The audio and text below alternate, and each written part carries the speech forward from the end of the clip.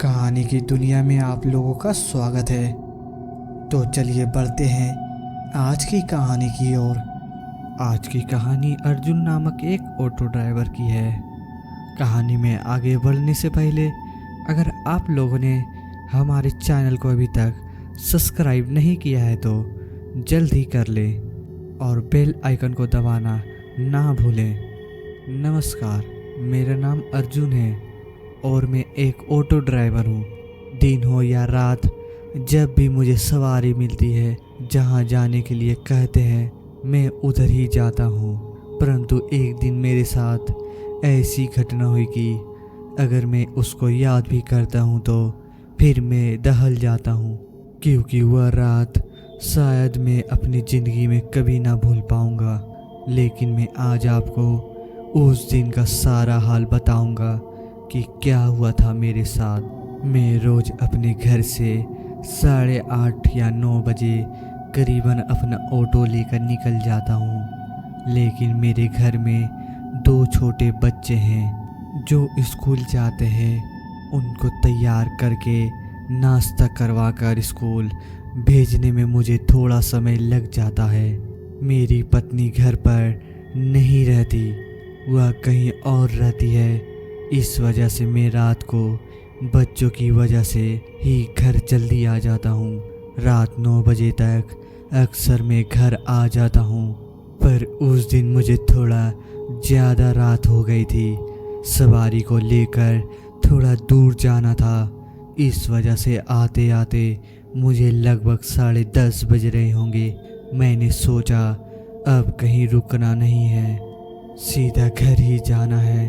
तो मैं अच्छी तेज रफ्तार से ऑटो को चला रहा था, क्योंकि घर भी बहुत दूर था। यहाँ से लगभग 30 किलोमीटर जाना था, इसलिए मैं बहुत तेज से तो जा ही रहा था। पर रास्ते में एक बड़ा जंगल भी पड़ता था, जो खतरनाक इसलिए माना जाता था क्योंकि वहाँ हाथी सड़क पर आ जाते थे। कई बार ऐसा होता है, उत्तराखंड के पहाड़ों के जंगल में अक्सर ऐसा हो ही जाता है। मैं इस समय श्रीकेश डोईवाला के बीच में जो जंगल पड़ता है वहीं से होकर जा रहा था। अंधेरी रात थी और बहुत सुनसान सड़क थी। इस समय पर मुझे यही डर था कि कोई जंगली जानवर ना निकल जाए बाहर। जंगल काफ़ी दूर तक फैला हुआ था। उस गहरे सन्नाटे में बस ऑटो की आवाज़ सुनाई दे रही थी। तभी ऑटो की लाइट पड़ी और अचानक मैंने देखा कि एक महिला बिल्कुल रोड पर खड़ी ऑटो को हाथ दे रही थी।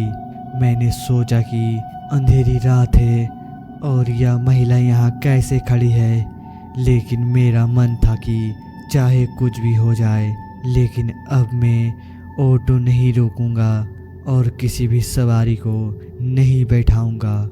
मुझे बस जल्दी घर जाना था, क्योंकि घर में बच्चे अकेले थे। तभी मैंने देखा कि वह महिला अचानक से रोड के बीचों बीच आ गई और मैं इतनी जल्दी अपना ऑटो रोक नहीं पाया और मैं अपनी रफ्तार से ऑटो को लेकर निकल गया। लेकिन मैं बहुत हैरान था कि वह महिला बिल्कुल बीच में आ गई, फिर भी मेरी गाड़ी ना उससे टकराई ना मुझे ऐसा भी महसूस हुआ कि मेरी गाड़ी के आगे आया हो। पर मैं भी गुस्से से बोला, मरना है क्या इस पागल औरत को? और मैंने भगवान से शुक्र मनाया, चलो कम से कम बच्ची तो। उस बात को भूलकर मैं गाड़ी तेज ही चला रहा था। लेकिन मैं लगभग आधा किलोमीटर निकल गया होगा कि मुझे ऐसा एहसास हुआ जैसे ऑटो में कोई बैठा है। मैंने सामने शीशे में देखा वही महिला जो अभी आधा किलोमीटर पहले हाथ दे रही थी, अब मेरे ऑटो में बैठी हुई है। उस महिला को अपने ऑटो में बैठे देख मैं बुरी तरह से डर चुका था और मैंने सोचा यह कैसे हो सकता है। मैंने चिल्लाते हुए कहा, तुम कब बैठी?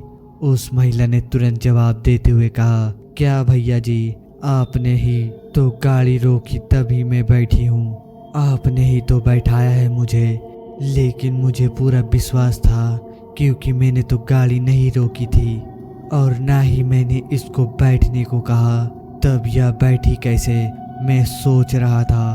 तभी मैंने गुस्से में तुरंत ब्रेक मारी और नीचे उतरकर मैंने कहा, निकलो बाहर, मुझे आपको नहीं ले जाना, मुझे अभी बस घर जाना है। लेकिन उस महिला ने मेरी बात का कोई जवाब नहीं दिया। अब मेरा पारा गुस्सा से हाई हो चुका था और मैंने पूरे जोर से ऑटो में जो साइड में पर्दा लगे हुए थे, तभी मैंने नीचे उतरकर उनको खोला तो मुझे बड़ी जोर का झटका लग चुका था।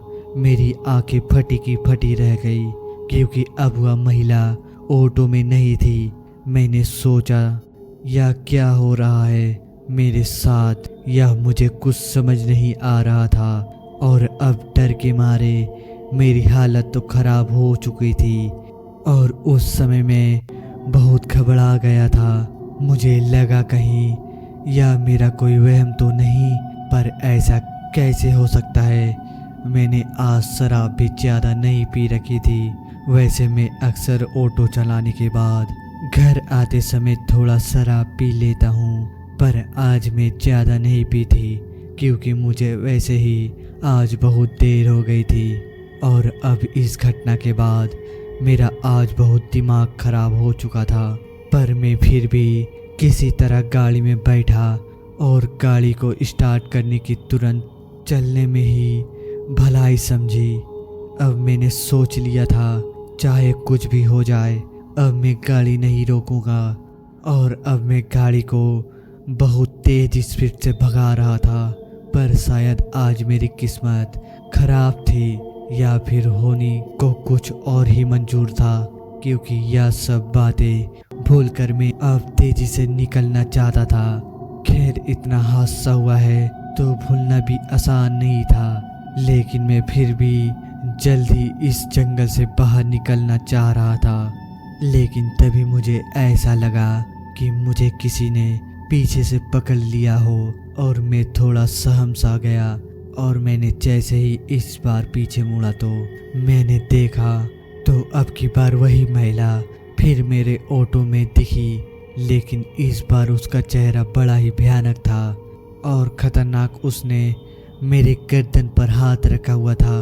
उसको देखकर मानो मेरी सांसें रुक चुकी थी और उसने मुझसे बड़ी भयानक आवाज में कहा, क्या भैया जी हमको नहीं ले जाओगे?